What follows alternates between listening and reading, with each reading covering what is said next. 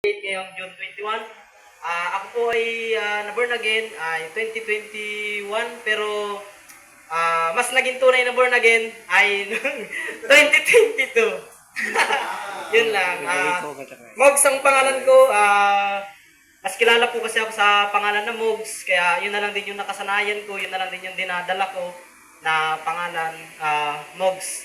Yun nga po, na born again ako nung 2021, tapos na baptize ako nung mga 2022 to 2023 yata po yun, tapos... Okay.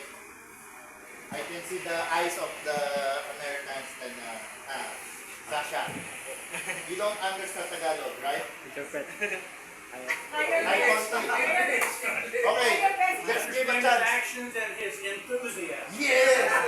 But for the benefit of our American friends, anyway, I would like to let you know, our slogan here at Dunamis International Ministry of Evangelism is win the Philippines, win the world.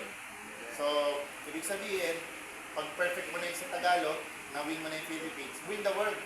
So, let's say, you're going outside of the country, and the people here cannot understand Tagalog. What will you tell them to introduce yourself? My name is Mogs. Give it. Ay, tinatawanan niyo naman. Bigyan niyo naman ng chance. Okay. You talk to Sir John and Sasha.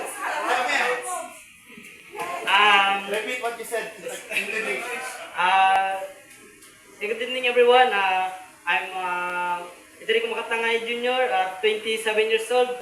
I was born again on year of 2022, and truly born again in my life. I was year 2023 when my two daughters are going to a hospital. The calling of the Lord is too much hurt my heart. So I will decided na I will answer the calling of the Lord truly. Yeah.